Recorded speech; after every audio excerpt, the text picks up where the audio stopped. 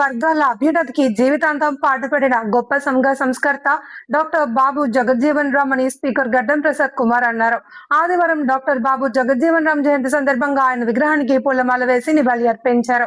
ఈ కార్యక్రమంలో స్పీకర్ తో పాటు మాజీ MLA doctor Methko Anand, collector Deepak Tiwari, SP Sneha Mehra, municipal chairperson Geddam Ananya పాల్గొని నివాళి అర్పించారు. ఈ సందర్భంగా వారు మాట్లాడుతూ స్వాతంత్ర సమర యోధుడిగా, సంఘ సంస్కర్తగా, తన పరిపాలనా దక్షతతో అఖండ భారతానికి విశేష సేవలందించిన మాజీ ఉప ప్రధాని డాక్టర్ బాబు జగజ్జీవన్ రామ్ సేవలను స్మరించుకుని ప్రజా నాయకుడికి నమస్సుమాంజలి తెలిపారు. ఈ కార్యక్రమంలో వివిధ రాజకీయ పార్టీల నాయకులు, అధికారులు కూడా పాల్గొన్నారు. మనం అందరూ అన్ని విషయాలు చెప్పేసిండ్రు. నేను ఒక్క చిన్న విషయం చెప్తా. మన ఇంట్లో మనము రోజు వాళ్ళు చెప్పిన ఐడియాలజీస్ని పిల్లలకి షేర్ చేస్తే రేపటి పిల్లలు ఒక కాన్ఫిడెంట్ పర్సన్గా బయటికి వస్తారు. ఎందుకంటే నేను ఈరోజు ఈ స్టేజ్ మీద నిలబడగలిగిన అంటే మా నాయన చిన్నప్పటి నుంచి నాకు నేర్పించిండు. మనం వీళ్ళు మన కోసం కొట్లాడిండ్రు, వీళ్ళు మన రైట్స్ కోసం కొట్లాడిండ్రు అని చెప్పి. వాస్తవంగా ఇప్పుడున్న పిల్లలకి ఎవరికి ఎక్కువ తెలియదు, సిటీలలో కానీ ఇక్కడ కానీ. నా ఫ్రెండ్స్ సర్కిల్లో కూడా నాకు ఎందుకు తెలుసు అంటే మా డాడీ చిన్నప్పటి నుంచి నాకు చెప్పి పెంచిండు కాబట్టి, నాకైనా మా తమ్ముడికైనా. అలాగే మనం కూడా మన పిల్లలకి చెప్పి పెంచితే మన పిల్లలకి రేపు ఏ కష్టం వచ్చినా ఏదో ఒక ఐడియాలజీతోని వారు బయటికి వస్తారు అన్న చిన్న నమ్మకం. ధైర్యంగా చిన్న ఏజ్లోనే చదువుకొని పెద్ద పెద్ద స్థాయిలకు వెళ్తారు. అవన్నీ మీరే చేయాలి ఇంటి దగ్గర అని నేను కోరుకుంటున్నాను. Thank you so much. తెలుసుకోలేదు, అందరికీ అన్ని విషయాలు తెలిసినయే. మనము ప్రతి సంవత్సరము చేసుకుంటున్నటువంటి కార్యక్రమాలే ఇవన్నీ. కాబట్టి మనం అందరం ఒకటే గుర్తుపెట్టుకోవాల్సింది ఏంటంటే, మహనీయులు అన్నీ కూడా జయంతులు జరుపుకున్నప్పుడు వాళ్ళు చేసినటువంటి మంచి పనులను ప్రతిసారి స్మరించుకోవడం అనేటటువంటిది ఆనవాయితీ. ఎందుకంటే రానున్నటువంటి తరాలకు వాళ్ళు చేసినటువంటి మంచి పనులను గుర్తుంచుకునే విధంగా చెప్పాల్సినటువంటి బాధ్యత, చరిత్రను గుర్తు చేయాల్సినటువంటి బాధ్యత మన మీద ఉంటుంది. కాబట్టి మనము ప్రతి సంవత్సరం ఇట్లా జయంతులను జరుపుకుంటూ ఉంటాము. బీజేఆర్ గారి గురించి మీ అందరికీ తెలుసు. ఎక్కడ పుట్టింది, ఏం పదవులు అనుభవించింది, ఏ విధంగా సేవ చేసింది, ముఖ్యంగా దళితులకు సంబంధించినట్టు సేవలు ఏ విధంగా కొనసాగించినో అన్నీ తెలుసు. ముద్దుగా ఇప్పుడు దేశానికి స్వాతంత్రం తెచ్చినటువంటి గాంధీ గారినేమో బాపూజీ అని పిలిస్తే, బీజేఆర్ గారినేమో బాబూజీ అని పిలిచేటటువంటి వాళ్ళు. మనం అందరం కూడా ఎందుకంటే ప్రతి సంవత్సరం ఆయన ఆశయాలను చాలామంది, నేను చాలా సందర్భాల్లో చెప్పినా మళ్ళీ చెప్తున్నా, అంబేద్కర్ గారి జయంతి వచ్చినా, పూలే జయంతి వచ్చినా, బీజేఆర్ గారి జయంతి వచ్చినా దండేస్తాం, ఆశయాలను సాధిద్దామంటాం తప్ప చాలా మందికి ఆ ఆశయాలు కూడా ఏందో తెలియదు.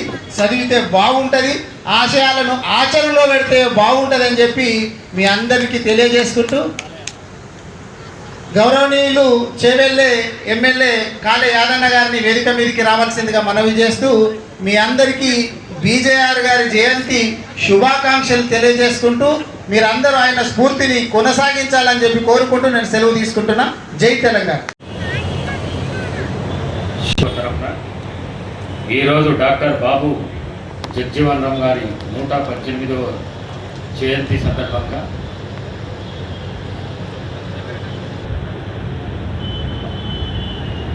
సుప్రసిద్ధ స్వతంత్ర సమర యోధులు, సంఘ సంస్కర్త, దిగవంత మాజీ ఉప ప్రధాని శ్రీ బాబు జగజ్జీవన్ రామ్ గారి 118వ జయంతి సందర్భంగా వారికి నా ఘన నివాళులు.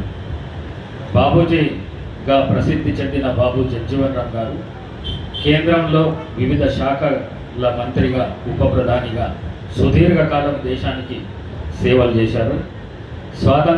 స్వాతంత్రోద్యమంలో సందర్భంగా క్విట్ ఇండియా, సత్యాగ్రహం తదితర కార్యక్రమాల్లో చురుగ్గా పాల్గొని జైలుకు వెళ్ళారు.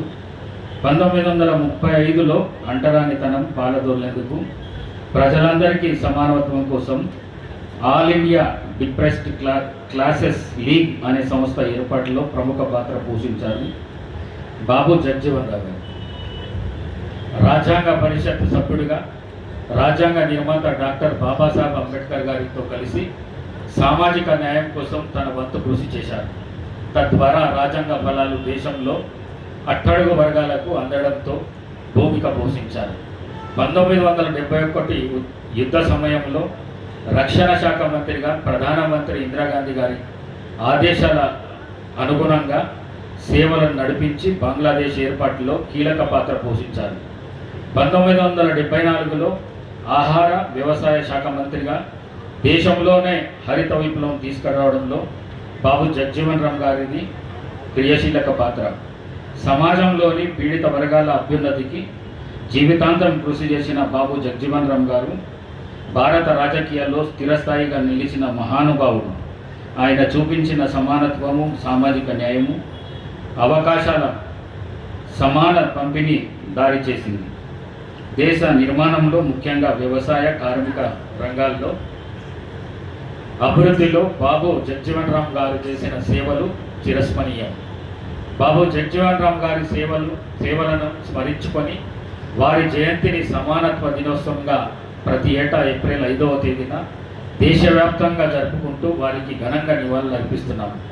బాబు జగజీవన్ రామ్ గారి ఆలోచనకు అనుగుణంగా, ఆశయాలకు అనుగుణంగా రాష్ట్ర ముఖ్యమంత్రి గౌరవ రేవంత్ రెడ్డి గారి నాయకత్వంలోని తెలంగాణ రాష్ట్ర ప్రభుత్వం అన్ని వర్గాలు, కులాల వారికి సమానంగా అభివృద్ధి సంక్షేమ కార్యక్రమాలు అమలు చేస్తుంది.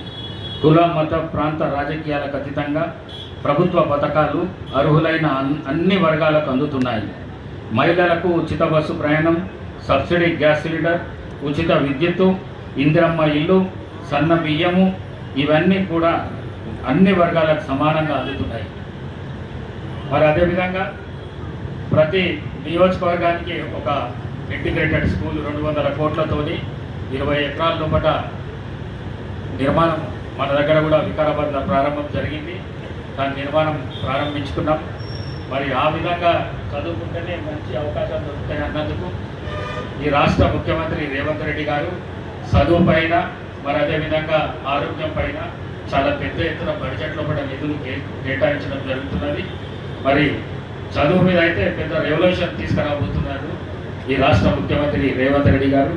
అదేవిధంగా బీసీలకు 42% వరకు రిజర్వేషన్ల పెంపు నిర్ణయము, దేశంలోనే మొదటిసారిగా ఎస్సీల వర్గీకరణ కూడా తెలంగాణ రాష్ట్రంలోనే జరిగింది.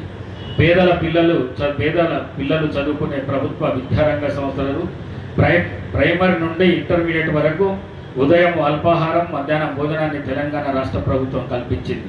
10 ఏళ్ల తర్వాత బడుగు బలహీన వర్గాల పిల్లలు ఆశ్రయం పొందే ప్రభుత్వ హాస్టల్లో కాస్మెటిక్ ఛార్జీలను 200%, డైట్ ఛార్జీలను 40% పెంచింది. బాబు జగజీవన్ రామ్ గారి వంటి గొప్ప వ్యక్తి సూచించిన మార్గంలో మనమందరం నడవాలని కోరుకుంటూ, మరి అదేవిధంగా బాబు జగజీవన్ రామ్ గారి భవన నిర్మాణం కోసం ఒక ఏడాదిన్నర నుంచి ₹1 కోటి దాకా మన దగ్గర కలెక్టర్ గారి దగ్గర ఉన్నాయి. దాన్ని ఈ మధ్యకాలంలోనే స్థల సేకరణ లోపల కొద్దిగా నిర్ణయం చేయలేకపోయినాం. ఎన్నపల్లి రోడ్డు మీద చూడడం జరిగింది. 14 లోపలనే దానికి శంకుస్థాపన చేస్తామని చెప్పేసి ఈ సభాముఖంగా తెలియజేసుకుంటూ, మరి ఏదేమున్నా కూడా ఈ ఉత్సవాల కమిటీ అధ్యక్షుడు రామచంద్ర గారికి ఆ తరఫు నుంచి విన్నవించేది ఏంటంటే, ప్రభుత్వ పరంగా కొంత తక్కువ వచ్చినా కూడా ఖర్చులకు దానికి మీ ఎంబడి ఉండి అన్ని విధాలు మిమ్మల్ని ఆదుకొని కార్యక్రమాలు జయప్రదం చేయడానికి నా వంతు సహాయం నేను చేస్తా అని చెప్పేసి మీ అందరితో తెలియజేస్తూ, మరి సురేష్ చెప్పినట్టు ప్రభుత్వ ఉద్యోగులు చాలామంది రాలేరు. వాళ్ళని కూడా నెక్స్ట్ కార్యక్రమానికి అందరినీ ఆహ్వానించాలి, ఫోన్ల ద్వారా మాట్లాడాలి. నేను కూడా నా తరఫు నుంచి నేను కూడా చాలామందితో మాట్లాడతా. ఏదున్నా కూడా ఇట్లాంటి కార్యక్రమాలను దిగ్విజయం చేయాలి. మరి అందరు వక్తలు చెప్పినట్టు ఈ తరం పిల్లలకు ఈ మహానుభావుల చరిత్రలందరికీ తెలవాలనే ఉద్దేశంతో ఈ కార్యక్రమాలు జరుపుకుంటున్నాం. కాబట్టి తప్పకుండా ఆ విధంగా మన ప్రయత్నం ఉండాలని తెలియజేసుకుంటూ సెలవు తీసుకుంటున్నాను. Thank you.